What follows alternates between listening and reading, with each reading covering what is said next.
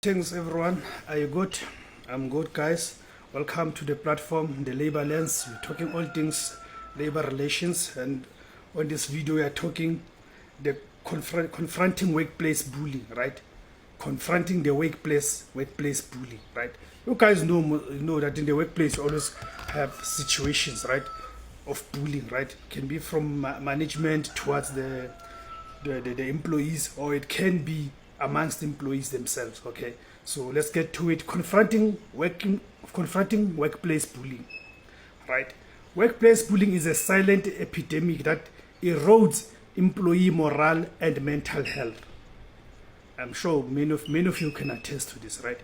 The High Court's recent decision in Tilana Alida Law versus Jan Matthews Christian Fourie and Netcare Universitas Hospital brings the issue to the fore, highlighting the critical role employees play in safeguarding their workplace, rather the critical role employers play in safeguarding their workplace from abuse. This case offers a stark reminder that inaction in the case of harassment can have severe legal and financial consequences, as the court awarded the employee damages in the amount of 300,000 rands, right?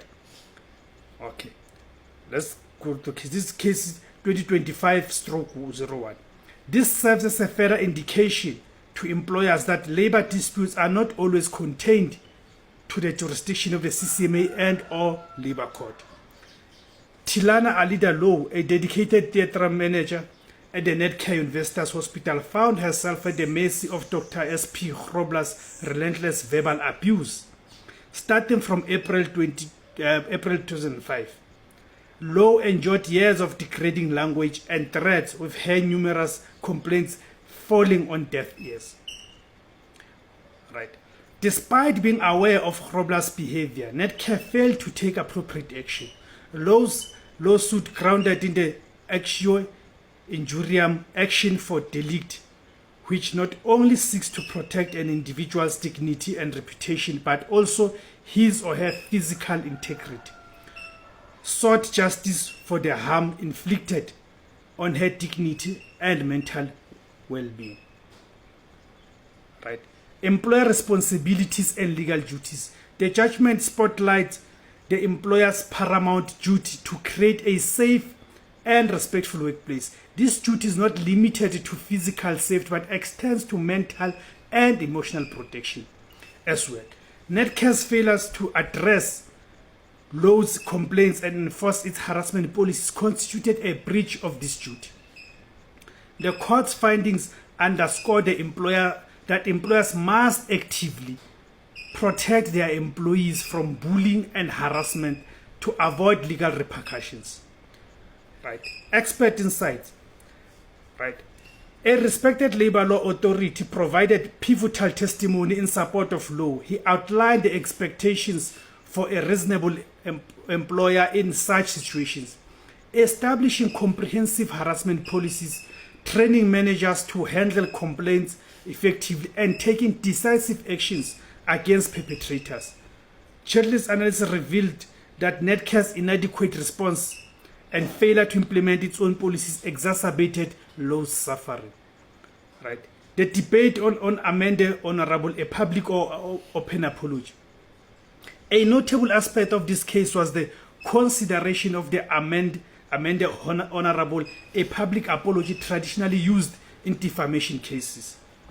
Law sought a similar remedy for the impairment of her dignity. While the court did not extend this remedy to her situation, it acknowledged the significant harm caused by workplace bullying. It highlighted the need for employers to recognize and address such abuses meaningfully. Right. Employer takeaways. The Law case serves as a wake-up call for all employers to take workplace bullying seriously. The legal, financial, and reputational risk of ignoring harassment are substantial. Employers must be proactive in establishing and enforcing anti-bullying policies, providing training, and ensuring a supportive environment for all employees. Practical steps for employers. 1. Develop clear policies, craft explicit anti-bullying and harassment policies that define unacceptable behavior and outline disciplinary measures. 2. Educate and train. Conduct regular training and sessions for employees and managers to recognize and effectively address bullying. Number 3. Prompt action.